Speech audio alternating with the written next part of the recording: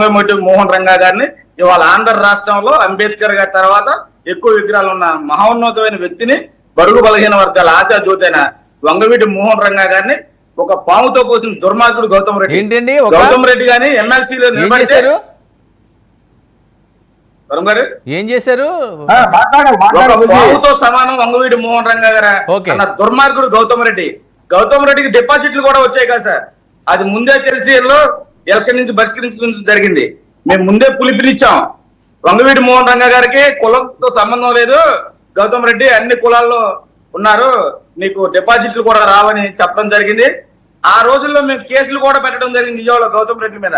ఆ కేసులన్నీ ఇప్పుడు అధికారంలో అప్పుడు ఆ పార్టీని కట్టలేదు, ఈ పార్టీ అధికారంలో వచ్చింది కాబట్టి కూటమి పార్టీలో ఆ కేసులు కూడా తిరిగి మేము కట్టించడానికి ప్రయత్నాలు చేస్తున్నాం.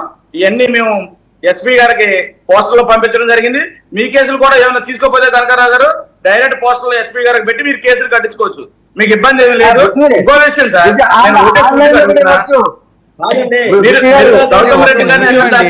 ఇస్తానండి కనకరావు గారు, కనకరావు గారు మీరు రాసుకొని ఇస్తానండి, మీకు కూడా సంబంధం లేదా?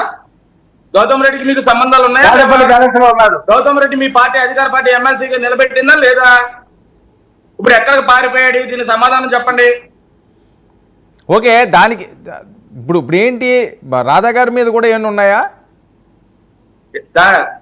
కంగారు పడదు సార్, రాధా గారి మంచి పొజిషన్ లో చంద్రబాబు నాయుడు గారు, లోకేష్ గారు పెడతారు. కాదు ఈయన గౌతమ్ రెడ్డి గారు రాధా గారిని కూడా ఏం టార్గెట్ చేశారు? రంగా గారిని చేశారు అంటే రాధా గారిని టార్గెట్ చేసింది మీ అందరూ తెలుసు కదా సార్.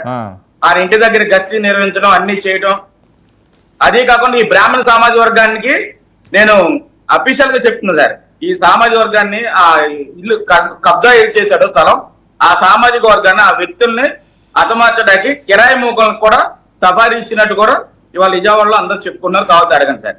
అలాంటి దుర్మార్గుని వాళ్ళ కేసులు పెట్టి లోన్ అయితే చూస్తున్నారు, ఇతను పరారీలో ఉన్నాడు. అలాంటి వ్యక్తిని ఎమ్మెల్సీగా, 2 జిల్లాల ఎమ్మెల్సీగా అనౌన్స్ చేసి ఎమ్మెల్సీగా గెలిపించడానికి వైఎస్ఆర్సీపీ శ్రేణులు, వైఎస్ఆర్సీపీ కార్యకర్తలు ఎదురు రావడం జరిగింది. ఎంత దారుణం, ఎంత దుర్మార్గమో, ఎలాంటి వ్యక్తులు ఈ వైఎస్ఆర్సీపీ పార్టీలు ఉన్నారనేది మీరు దీన్ని బట్టి గ్రహించవచ్చు సార్.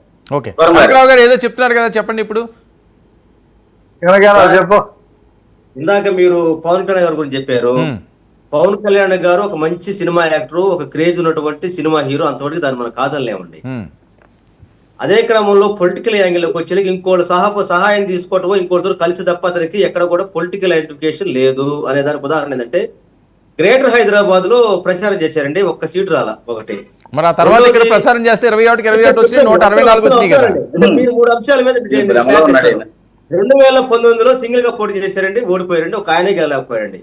మొన్న ఏంటంటే, మొన్న బీజేపీ, జనతా, టీడీపీ కూటమితో ఉన్నాడు కాబట్టి ఆ మేరకు సీట్లు వచ్చినాయి, అంతే తప్ప పొలిటికల్ ఎలా వచ్చినాయి అన్నది ఈక్వేషన్ కాదండి. ఇప్పుడు కనకరావు గారు ఒక విషయం కనకరావు గారు మీరే మాట్లాడేది కానీ ఎలా వచ్చినాయి అన్నది కాదు కదా. 151 నుంచి 11 మీకు